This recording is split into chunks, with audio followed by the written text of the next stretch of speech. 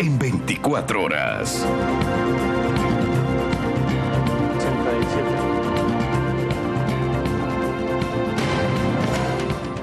7:30, doy la bienvenida a Esteban Torres, viceministro de Gobierno. Viceministro, gracias por acompañarnos. Varias cosas. Empecemos por lo de la OEA, que digamos, era una resolución esperada. El criterio de los países también era esperado, pero a lo mejor muchos esperaban una resolución mucho más fuerte. Lo que hubo sí es una condena, pero también hay puntos a destacar en favor del Ecuador dentro de todo. Buen día. Buenos días, estimado Milton. Creo que es una buena resolución para el Ecuador, más allá de la condena, que era lógica. La posición especialmente de Brasil de que Glass regrese a la embajada no prosperó. Yo no sé, tal vez por eso no votó a favor de la resolución ni México ni Venezuela. Y hubo una abstención bastante patriótica, diría, de El Salvador, que reafirma la posición de que tampoco se pueden mal usar las sedes diplomáticas e inmiscuirse en los temas internos del Estado. Sin decir que estuvo bien lo que hizo el Ecuador en la embajada mexicana, todo lo contrario, estuvo mal, y aceptándolo, hay puntos importantes, el 4, el 5, el 6 de la resolución. Primero, llamar a respetar la integridad de la Convención de Asilo Diplomático, reafirmar que todas las personas que gocen de privilegios e inmunidades deberán respetar leyes y reglamentos del Estado receptor y que no se deben inmiscuir en asuntos internos del Estado. Reafirmar que los locales de la misión diplomática no deben ser utilizados de manera incompatible con las funciones de la misión, tal como están enunciadas en la Convención de Viena. Es decir, puntos que resultan siendo favorables para el Ecuador. Favorables para el Ecuador, y además yo creo que en el debate nos hemos olvidado de dos temas importantes. Uno es el asilo y otro también es el salvoconducto. Las dos son decisiones patrióticas de cada uno de los estados. Y lo que se dio fue justamente porque hubo un riesgo inminente de fuga, incumpliendo justamente un salvoconducto que no había emitido el Ecuador. Pero más allá de eso, la voluntad del país es el restablecimiento de las relaciones. México es un país hermano y por eso esperamos que este impasse diplomático se supere lo antes posible y podamos retomar la normalidad. ¿Podría Ecuador disculparse con México por la intrusión en la embajada? No creo que disculpas estén en este momento en la mesa, lo ha dicho la canciller. Entonces, ¿cómo se acercan? ¿Cómo se daría un acercamiento para restablecer relaciones? La Cancillería ha dado ya ayer la pauta de un establecimiento de una mesa de diálogo para resolver diferencias, y yo creo que esto, como hermanos latinoamericanos que somos, debería prosperar. Ahora, ¿qué información tenían ustedes sobre la fuga de Glass? Un riesgo de fuga inminente, real y claro, y por eso se tomó la decisión, que finalmente es un hecho consumado, pero que de alguna manera reafirma la lucha del presidente Noboa de no dejar ver la cara al país y no ceder en este tipo de cosas. Por eso, ante un riesgo real inminente, se tomó una decisión complicada que esperamos se resuelva a los próximos. La ministra de Gobierno ha estado en una posición difícil. Ella se excusó de participar en todo lo que tenía que ver con la Embajada de México.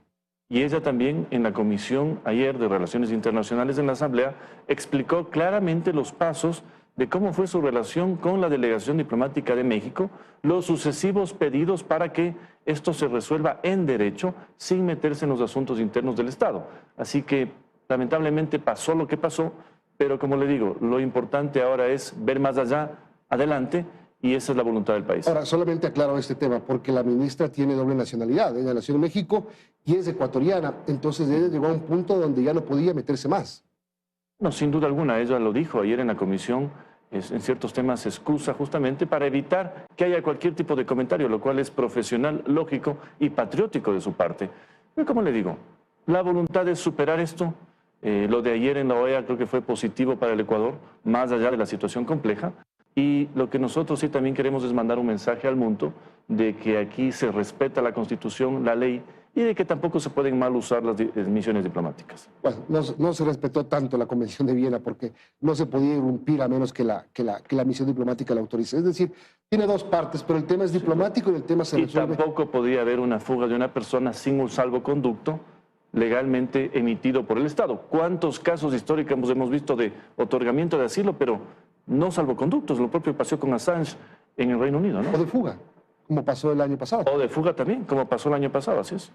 Bueno, esto, instancias internacionales y diplomáticas, el gobierno tiene un problema interno, o una oportunidad, o como se lo quiera ver. Digo, porque vuelve la asamblea y se van algunas personas, por ejemplo, del bloque correísta. Se van del correísmo y vienen a ADN, van a ADN. Desconozco, entiendo que es una situación compleja para muchos de ellos a la interna, especialmente por lo que está viviendo su organización política, pero nosotros somos respetuosos de lo que pasa en la Asamblea y estamos atentos justamente. Bueno, digo una oportunidad porque son votos menos de la oposición anunciada por el correísmo. A ver, yo creo que el gobierno está liderando una posición política de renovación nueva, eso se siente en la política a nivel nacional y se siente también en la Asamblea. Y sí hay ciertas organizaciones donde la inconformidad se ha generado internamente, pero nosotros somos muy respetuosos. Hay una bancada de gobierno y hay un plan que continuar y seguir en estos meses, más allá de que las leyes importantes fueron ya aprobadas. Se vio el desempeño, creo yo, de la bancada de gobierno, especialmente de la jefa de bancada y del presidente de la Comisión de Relaciones Internacionales, sobresaliente en el manejo ayer de las comparecencias justamente de la ministra Sommerfeld, Palencia y del ministro Lofredo. Y creo que esa es la tónica que va a continuar en la Asamblea. A ver, pero hay una reorganización de fuerzas, tiene que haberla, porque lo que pasó con Jorge Glass para el correísmo es una declaratoria de guerra del presidente Noboa, una declaratoria de guerra tanto interna como internacional, como hemos visto. Pedir que sancionen al Ecuador por lo que pasó en la embajada. Un abogado ecuatoriano, abogado de México. Bueno, y no solo eso, lamentablemente también expresiones de un expresidente ecuatoriano pidiendo sanciones a su propio país, bloqueos, cercos, lo cual para alguien que representó al país realmente no tiene lógica. Así que puede ser que haya un frente, pero hasta, como yo he dicho ayer, hasta en guerra hay diálogo. El gobierno seguirá haciendo su trabajo y todos aquellos que quieran tener un diálogo maduro, limpio y sano, tienen las puertas abiertas. Ahora, se acabó el acuerdo con el correísmo. Nunca existió un acuerdo, eso es importante decirlo. Lo que existía era la posibilidad de diálogo para temas puntuales. Y así como hubo discrepancias muy fuertes en el COIP, discrepancias en la ley de turismo, hubo coincidencias en otras leyes. La voluntad de nosotros frente a toda la Asamblea es continuar la tónica de apertura, eso sí, con nuestra posición clara, con lo que actuamos como gobierno, para que no hayan tampoco fisuras en ningún tipo de diálogo. Usted dice, hasta en guerra se dialoga. Así es. Sí, hay una declaratoria de guerra porque hay amenazas de juicio político. Es más, ya empiezan presentados a caminar. Juicios políticos. Exactamente, ya empiezan a caminar. Cierto es que no es para ahora, porque tienen que respetar una cola, como se dice. Así es. Pero hay esto. Así es la dinámica legislativa y política. Esto es algo en donde el que se cansa pierde. Nosotros sabemos hacer política, lo hemos demostrado en la Asamblea, una nueva forma de hacer política y esperamos que haya esa apertura, como le digo, incluso en el peor choque, siempre puede existir un diálogo. Lo importante es que ni la Asamblea sea un obstáculo para el Ejecutivo, ni el Ejecutivo entre en una dinámica innecesaria de choque con la Asamblea, que a los ecuatorianos no les gusta, no les ayuda. Lo que ha pasado ayer, las imágenes, los gritos, esa desorganización, no le gusta al ciudadano. Por eso siempre, y eso lo decidimos ayer justo en la Asamblea, la posición iba a ser de serenidad, de tranquilidad, de escucha, y lamentablemente se tuvo que suspender justamente porque no hubo esa tranquilidad. ¿Van a regresar a ver a Construye? Con todo el mundo se mantiene en diálogo siempre, ¿no? Por temas puntuales. Difíciles quizás tener acuerdos para todo lo que el gobierno quiere llevar adelante, pero en temas legislativos puntuales habrán y existen diálogos con Construye, con gente buena, con independientes, con el PSC, con absolutamente todos. ¿No les preocupa mucho lo que pasa en la Asamblea? ¿Ah? ¿No les preocupa mucho lo que pasa en la Asamblea? Hay una ventaja. Hay algunos miembros del gobierno que salimos de la Asamblea y conocemos exactamente cómo funciona. Sabemos su importancia, por supuesto, pero también la importancia de que el gobierno camine por su lado con lo que ha defendido y por lo que han votado los ecuatorianos. Así que no es que no nos importa muchísimo, pero sabemos manejarla. Bueno, viene la consulta, estamos a un poquito más de una semana de la consulta popular. Es una oportunidad y es una prueba de fuego para el gobierno. Así es. Tenemos voluntad de que vamos a ganar, pero no descansamos, no nos confiamos. Creemos que es importantísimo ese voto a favor de los ecuatorianos del 21 de abril por las 11 preguntas, aquellas de reforma constitucional y aquellas de reforma legal, justamente para continuar en esta recuperación de la patria, porque no es que estamos bien todavía, pero estamos ya encaminados hacia lo que creemos que debemos estar. ¿Qué encuestas tienen? ¿Qué les dicen las encuestas? Las encuestas, la que acabo de ver, la vamos a presentar ya mismo, habla de que el sí va ganando en todo.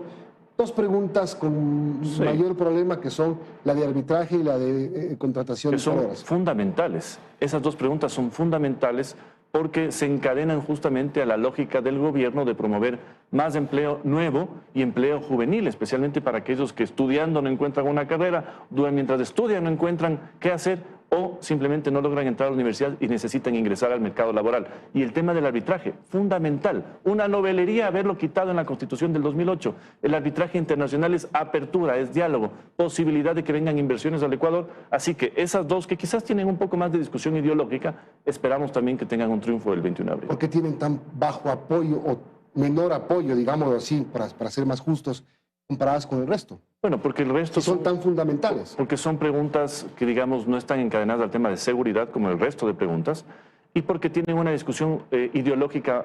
O porque son más, polémicas, además. Porque son polémicas. Bueno, hay más discusión. Por ejemplo, claro, hay sectores de izquierda lógica que lógicamente se han opuesto toda la vida al trabajo por horas. Entonces, sí, eso genera un poco más de discrepancia. Pero, como le digo, yo creo que va a haber un voto favorable. En eso estamos trabajando. Y esperamos que esa confianza del pueblo ecuatoriano al gobierno, a lo que se ha propuesto, se vea en las urnas. ¿Hay un antes y un después del gobierno con la crisis con México? Sin duda, sin duda. Yo creo que eso es un hecho político. ¿Para bien o para mal? Yo creo que para bien. El presidente está con cerca del 67% de popularidad, de credibilidad. Así es que es un número lógico muy alto para lo que se vive en Pero no es el mismo que tenía antes. No, porque habían picos también que se van estabilizando. Pero la imagen es altamente positiva, hay confianza en el gobierno y lo importante es que hemos tenido la responsabilidad de proponer esta consulta popular en un buen momento político del gobierno. Vea lo que pasó con el gobierno anterior, propusieron una consulta que no se podía perder en un pésimo momento político y la perdieron.